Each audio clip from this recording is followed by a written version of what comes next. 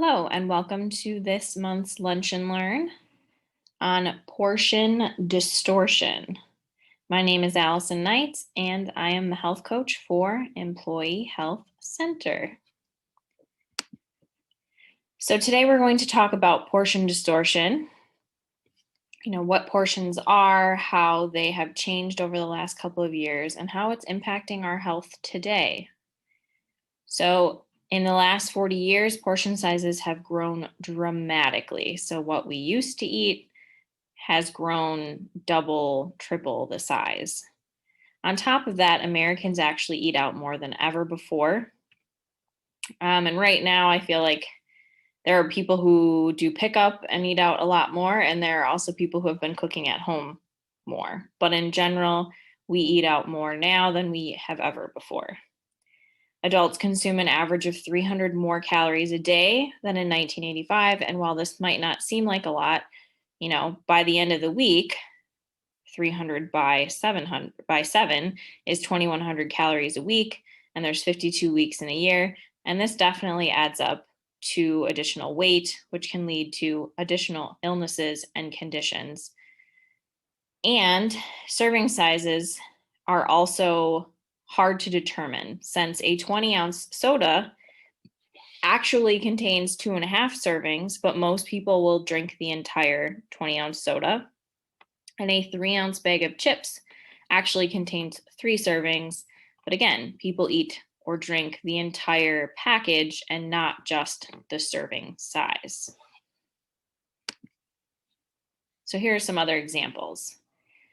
The size of a bagel 20 years ago was 3 inches in diameter, and it was about 140 calories, compared to today, where it is now 6 inches in diameter and 350 calories.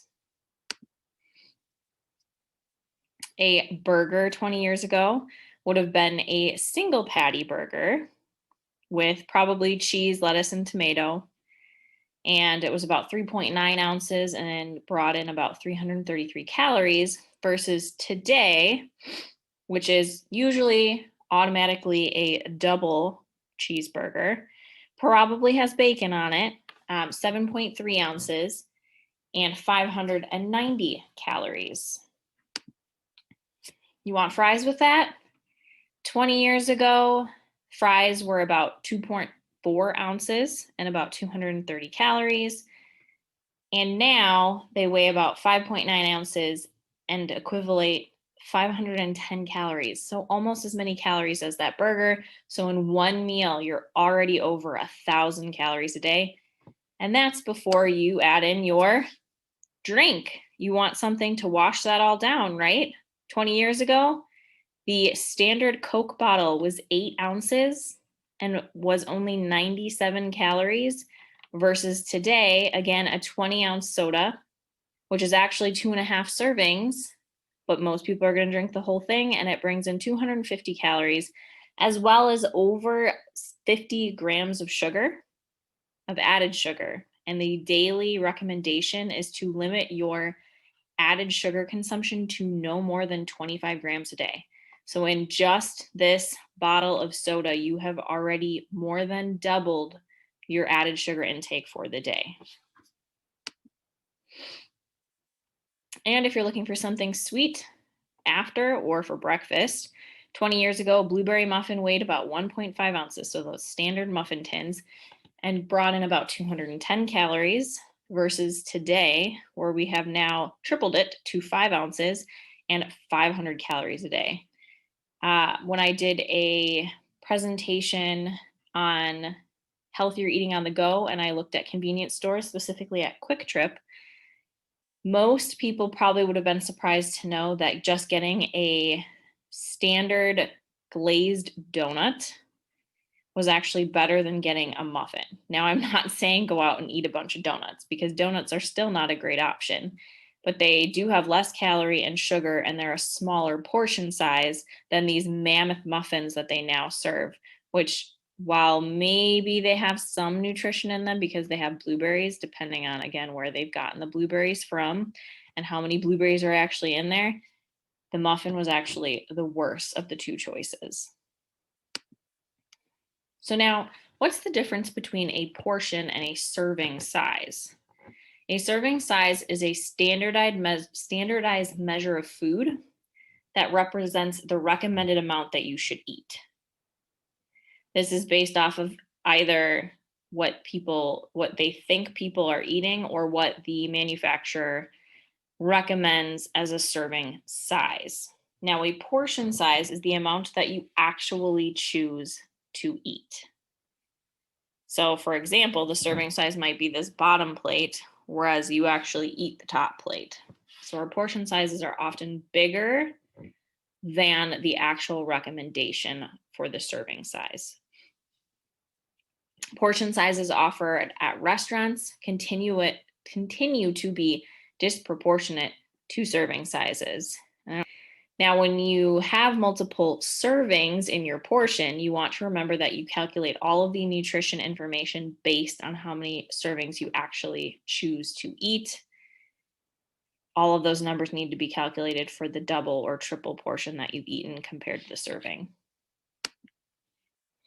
Now, in order to do this, it's important to know how to read a food label or a nutrition label.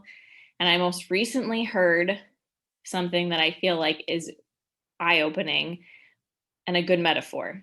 So you should look at a nutrition or food label as a warning label. Any food that is whole and isn't processed or refined and only contains the food in its entirety in its natural form does not need a nutrition label. So anytime you see something with a nutrition label, it's going to be something that has been processed or refined or packaged and then needs to have the label on it to tell you what's in it. The thing about a nutrition label too is it doesn't tell you how the food was processed or manufactured, which can also be very important as well. So it is important though to know how to read a food label or nutrition label and to look at it and determine, is this item a good choice or a better choice, or do I want to put it back? So first, check out how many servings there are in a package and what one serving is. So again, there's 2.5 servings in that 20-ounce soda, and an 8-ounce serving is actually the serving size. You drink the whole thing, it's 2.5 servings. You have to multiply all of these numbers by 2.5 to get your actual nutrition information. The calories listed are the total calories in one serving. And calories are not always the best indicator of how nutritious the food is. It kind of tells us how much energy is provided, but you can have a piece of fatty fish, and fat contains 9 calories per gram of fat. So that's going to have more calories in it, but that same amount of calories in a bag of chips is not going to have, and there is fat in that as well, is not going to have the same amount of nutrition or omega-3s or other nutrients in it as that fatty fish. So calories are not a great way to compare two foods against one another. Next, we look at fat. So we have total fat, which we want to limit to 3 grams per 100 calories or less than a third of our calories coming from fat. Saturated fat, this is the fat that comes from animal products, and it is generally solid at room temperature. So butter, once fat congeals after you've cooked it, that's animal fat. And you want no more than 6% of your total calories to come from saturated fat. Saturated fat, though, however, is also found in tropical oils like palm kernel, and coconut oil. So that is something to pay attention to as well. They also have trans fat listed, and there is actually no daily recommendation on the amount that you can even tolerate because you pretty much want to avoid it as much as possible. Trans fat is a man-made fat that's created when you take an unsaturated fat, which is liquid at room temperature and is typically coming from plant-based foods. So the oils from avocados or grapeseed or almonds or olives, whatever, and you throw hydrogen at it to hydrogenate it and make it more shelf stable and therefore more solid at room temperature. you create this trans fat. And trans fat is the number one contributor to increasing your risk for heart disease, increasing cholesterol, increasing blood pressure, and many other factors. Now, you notice that I mentioned unsaturated fat and it's not listed on this label. Some manufacturers have chosen to start listing it. Unsaturated fats in general are more healthy. They tend to have more benefits for reducing the risk of chronic disease. You also want to look at cholesterol, which we want a max of about 300 milligrams per day, and sodium, which is the recommendation is a max of 2,300 milligrams per day. Most Americans get about 3,400 milligrams a day. And if you already have high blood pressure, they often want you to stick under 1,500 milligrams a day. Now, most of that is not coming from the salt shaker on our kitchen table. It's coming from prepackaged foods and snacks and fast food. And so it's important to be careful about where our food is coming from, and also just be mindful. If you are getting, you're running late and you need to pick something up for lunch, but you have dinner planned, a roast that you are making yourself with lots of vegetables, and you had eggs and an omelet with lots of vegetables in the morning, then it's probably not as big of a deal that at lunchtime you had something that had more sodium in it. But if you're having prepackaged meals or fast food for every meal, then your sodium consumption is probably very high. Next, we want to look at the carbohydrates. So carbs are broken into sugars, starches, and fiber. Sugars can occur naturally in some foods, like the sugar in fruit, like fructose, or the sugar in dairy products, like lactose, or it can come from refined sources. So it can be added to things. And typically we are getting these added sugars from soda, granola bars, flavored yogurts, baked goods, candy bars, those types of things. And while we're not as concerned about those naturally occurring sugars, we do want to limit those added sugars to less than 25 grams a day. And remember, I mentioned that bottle of Coke contains more than double that. Then we look at fiber, and fiber is something that we want to get more of. The daily recommendation is at least 25 grams a day for women and 38 grams a day for men. And in general, we tend to get less than half that. Foods that contain 5 grams or more are a good source of fiber. Fiber is beneficial in helping feed the probiotics in our gut. So the bacteria that lives in our gut, and make sure that we have a healthy gut microbiome, and that influences our immune health and our heart health and our brain health and so much more than we ever realized before. Fiber is a prebiotic, meaning that it feeds those probiotics. So we really want to work on increasing that. We also have 2 types, insoluble and soluble. The insoluble helps keep the GI tract regular. It also helps regulate blood glucose. So people who have diabetes or elevated glucose, increasing your fiber intake can also be extremely beneficial. Now, if we look at the percent daily value, the purple section on the far right, this gives you the daily value percent of the recommendation based on a standard diet of 2,000 calories. Anything that's 5% or less is low in that nutrient. So for those top categories, total fat, cholesterol, sodium, we really want to be more towards the 5% or less. And for the bottom section, for vitamins and minerals, we really want to be ideally in that 20% or higher, so it's high in that nutrient, or within that 10 to 19%, meaning that it's a good source. Those vitamins and minerals, again, you want to look for high amounts of these micronutrients. We often focus on those macronutrients, the fat, the protein, and the carbohydrates. But while we are a society that is full of calories and struggling with obesity, many of us are actually malnourished, and we're actually missing many of those key vitamins and minerals that are listed below. And the ones that are listed on the nutrition facts tend to be the ones that we are most deficient in. So it's very important to pay attention to those and make sure that you are getting enough of those vitamins and minerals to make sure that you are healthy. And then we have our protein. So this accounts for about 10 to 35% of your daily caloric intake, or about 0.8 grams per 1 kilogram of body weight. Now, this can increase if you are trying to build more muscle, you're lifting more, you're doing more resistance training, as well as someone who is in the process of healing from surgery or like a 3rd-degree burn. Protein is needed to help the body heal and repair the tissues. So it would be higher for people who fall into those categories.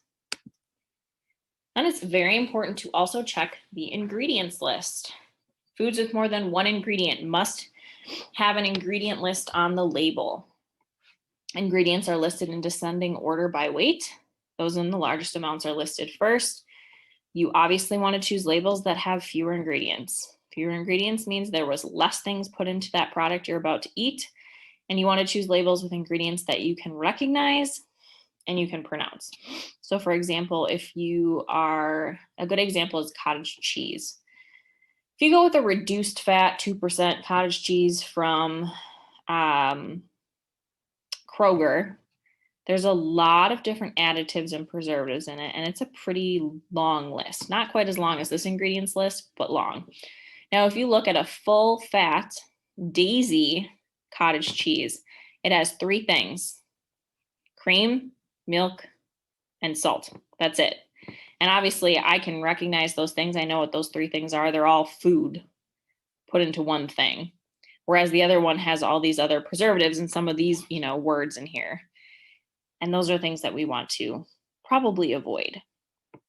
So if we look at this label, it has enriched flour. So there are the whole grains and the refined grains. Refined grains are grains that have been stripped and processed, and they no longer contain basically any nutrition. Whereas the whole grains maintain their entire their germ, their bran, and their endosperm, and they contain all of the nutrients that they should contain. An enriched grain is somewhere in the middle where they've refined it and they've stripped it of its nutrients, and then they add back in nutrients, but they aren't necessarily in the same ratio as what they would be as a whole grain, and they aren't even necessarily the same nutrients. So enriched is kind of some middle ground, but whole grain is really the best way to go. In this product, we also have corn syrup, sugar, corn syrup solids, dextrose, high fructose corn syrup, fructose. Let's see, where else? All right, well, that's 6 different types of sugar right there. So that's a lot of different types of sugar. Anything that ends in ose is sugar. Anything that has syrup in the name is sugar. Anything that is some type of juice or fruit concentrate is technically a sugar. Obviously, anything that has the word sugar in it. And generally speaking, you want no added sugar or just one type of sugar. And yes, honey is also a sugar additive as well. In this, we also have soybean and palm oil. We have hydrogenated palm kernel oil. So remembering that palm and palm kernel oil contain saturated fat, even though they are plant oils. And we have that word hydrogenated, which means that there is some trans fat in this product. And even if there is trans fat, but it's minute amounts, the FDA says that you can list that there is no trans fat in a product as long as there's less than 0.5 grams or milligrams, 0.5 milligrams per serving of a product. But remember, if we're eating multiple servings, that starts to add up, and there's really no recommendation of any level of trans fat in our diet. So grains, we kind of just talked about this. We have our refined grains, which are processed and stripped of their nutrients, and we have our whole grains, which are unaltered and intact and contain the bran, the endosperm, and the germ. You want to make at least half of your daily consumption of grains, whole grains. The recommendation for men up until the age of 30 is 8 ounces, up until the age of 50 is 7 ounces, and over the age of 50 is 6 ounces a day. Whereas women 19 to 50, we're looking at 6 ounces a day, and over the age of 50, 5 ounces a day. Now, what does a grain serving look like? 1 slice of regular bread, 5 whole wheat crackers, half an English muffin or a fourth of a bagel, half a cup of cooked oatmeal, 3 cups of popped popcorn, half a cup of cooked rice or pasta, or 1 6-inch tortilla. So these are all equivalent to an ounce, which is a serving.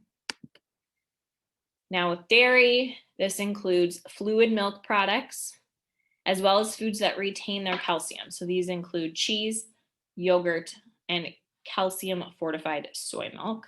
It does not include things like cream cheese and butter because they do not retain their calcium content. Both men and women need about 3 cups a day. And a serving of dairy looks like 1 cup of milk, 1 cup of yogurt, which is equivalent to an 8-ounce container. And again, we really want to look for plain, unflavored yogurts, as there is naturally occurring sugar in dairy products because lactose is a sugar. But when they add flavor, they add an additional sugar to it, and this can get very, very high. So people think that yogurt is a healthy snack, which it can be, but you have to be paying attention and really reading that food label. 1.5 ounces of hard cheese, a 1/3 cup of shredded cheese, 2 cups of cottage cheese is equivalent to 1 cup of serving for whatever reason, 1 cup of frozen yogurt, and 1 cup of fortified soy milk. Oils. So while oils are not technically a food group, they do provide essential nutrients for us. We're going to remember we were talking about the unsaturated fats and saturated fats and how unsaturated fats generally come from plant-based oils. And these are fats that are liquid at room temperature, meaning that they are unsaturated. They contain monounsaturated fats and polyunsaturated fats, which are healthy. And then the oils that do contain saturated fats are coconut oil, palm oil, and palm kernel oil. Now, for men up until the age of 30, you want to limit to about 7 teaspoons a day. And over the age of 30, you want to limit to about 6 teaspoons of oil a day. Whereas women want to limit to 6 teaspoons a day up until 30, and then 5 teaspoons a day after the age of 30. A serving size for oils and fats looks like a teaspoon of vegetable oil, a tablespoon of low-fat mayonnaise, a tablespoon of light salad dressing, or a teaspoon of soft margarine. Remembering we're looking at more of that soft margarine versus that hard margarine, since plant-based oils, plant-based foods, which is what margarine is, should not be solid at room temperature because that means that it's been hydrogenated and trans fat has been created.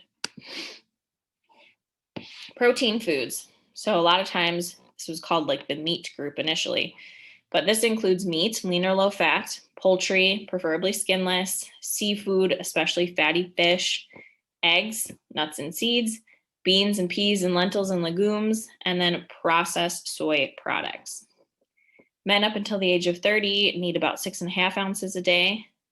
Up until the age of 50 need about 6 ounces, and over the age of 50 need about 5.5. Whereas women up until the age of 30 need about 5.5 ounces, and over the age of 30 need about 5 ounces. Now, what does a protein serving look like?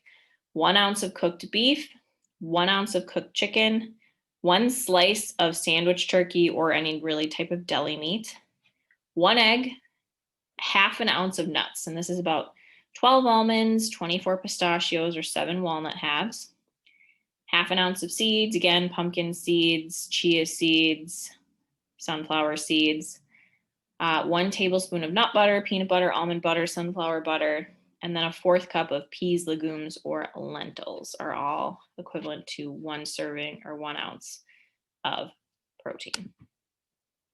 Fruit is important because it contains essential vitamins, minerals, and phytonutrients. They can be consumed fresh, frozen, canned, dried, cut up, pureed, however you want. They are a healthy option for getting naturally occurring sugars. And when we talk about fruit and vegetables, we want to eat the rainbow. The more colorful our produce is, the more nutrients we are getting. the more antioxidants we are getting. Each color, that pigmentation is due to a specific nutrient. And so the more colors we include, the more nutrients that we're getting. And remember, most of us are deficient in many micronutrients, so it's important to get lots of colorful produce into our diet. Men across the board need 2 cups a day. Women up until the age of 30 need 2 cups a day, and then only a cup and a half after that. Serving size looks like 1 small apple, which is about 2 1/4 inch in diameter, 1 large banana, which is 8 or 9 inches long, 32 seedless grapes, any color, 1 medium grapefruit, which is about 4 inches in diameter, 8 large strawberries, 1 cup of cut up melon, half a cup of dried fruit. Remember, there's going to be the same amount of nutrition in a half cup of dried fruit as the same 1 cup of regular fruit because it's shriveled down. It's still the same weight, still contains the same nutrition, sugars, whatever. And then 1 cup of 100% juice. Now, the thing about juice, though, is to remember when you are consuming the juice alone, you have removed the fiber. And remember, we are mostly deficient in fiber in this country. And so trying to get in the whole fruit, especially with the skin on, is most beneficial compared to juice, whether it's store-bought or whether you're taking fruits and vegetables and juicing them. All of that roughage that's left at the top in that little catch strainer is all of the fiber, basically. So it's good stuff. And then our vegetables, again, contain essential vitamins, minerals, and phytonutrients. These can be consumed fresh, frozen, canned, raw, cooked. Sometimes I get questions about frozen or canned vegetables. Canned vegetables do tend to be canned with more sodium, but simply draining and rinsing them can reduce the sodium content by half. Can also be an extremely budget-friendly way to get in vegetables. And same with frozen. You do have to pay attention to the addition of sodium or sauces for fat, which they can really catch you on. But frozen can also be budget-friendly, especially if you get, the 10 for 10 deals. They last longer. And actually, in some cases, it's picked at their peak freshness and then flash frozen. So frozen vegetables can sometimes contain more nutrients in them than the fresh vegetables, especially if we aren't getting them locally sourced, we aren't going to the farmer's market, or they're sitting for a period of time before we eat them. The nutrition starts to lessen the longer it's sitting there. We start to lose the nutrients versus that picked at peak freshness, flash frozen, and then we're consuming them with all of that nutrition still intact. Men up to the age of 50 need about 3 cups a day. After the age of 50, need about 2.5 cups a day. And women need about 2.5 cups a day up until the age of 50, and only 2 cups after that age. And now it's important to note that the recommendation is to get more vegetables, but most people get more fruit because fruit is sweeter. And sometimes can just be easier to eat on the go. But, carrot sticks, celery sticks, cut up cucumber, grape tomatoes or cherry tomatoes, pepper, sticks of pepper, like bell pepper cut up into sticks, or the little mini peppers, radishes. You can actually eat zucchini raw. I did not know that until a couple of years ago, but you can eat it raw. It doesn't need to be cooked. There's lots of different ways that you can fit vegetables into your day other than just having it cooked in with, as a side for dinner. Salads for lunch, omelets for breakfast, or smoothies and throw in your greens, whatever. Serving sizes for vegetables. 2 cups of raw leafy greens because they aren't condensed into a cup. You need 2 cups to equivalent 1 cup. 12 baby carrots, 1 large raw tomato, 1 large pepper, which is about 3 inches across, 1 cup cooked beans, 2 large stalks of celery, 1 avocado, 1 large baked sweet potato, which is about 2 1/4 inch long, or 1 large baked potato, 2.5 to 3 inches in diameter, actually. So 2 1/4 inch in diameter for 1 large baked sweet potato, or 1 large baked potato, which is 2.5 to 3 inches in diameter. Some tips on smaller portions. Fill up with a glass of water before the meal. We find, or it's been found, that if you fill up with a glass of water or some type of liquid before the meal, it helps fill up your stomach so you feel less hungry. This is also true with a broth-based soup. So you want to stay away from the cream-based soups. There's more fat in that. And really you want to go more with a soup that has more vegetables in it, lean protein, maybe some whole grains, or starting it with a salad too. If you start your meal with a soup or salad, you're going to feel more full. You're going to have more fiber. And generally, you eat about 300 calories less if you start your meal with a healthy soup or salad before you actually eat your entree. Measure out your portions. This might not be something that you stick with forever, but it can give you a good idea of what a portion or a serving size actually looks like compared to what you're eating. You know, if you're going to have a snack, instead of eating right out of the bag of cookies or pretzels or chips, if you're going to have it, at least look at a serving size and measure out what a serving size is. Put the bag away so that you don't continue to mindlessly eat out of it. Use smaller lunch-size plates. So actually going with a 9-inch plate. Put everything that you eat on a plate. This is especially important at holidays and parties. Make sure you're not just grazing and eating, things off the buffet table, because you quickly lose track on how much you've actually eaten. Put everything on a plate so you can pay attention to it and eat it mindfully. And lastly, eating mindfully and slowly. It takes about 20 minutes for your stomach to catch up with your brain to let it know that it is full. So if you're really feeling that second helping, drink some water, give yourself a break. And if you're still hungry after 20 minutes, go ahead and take an additional small portion and see how you feel after that.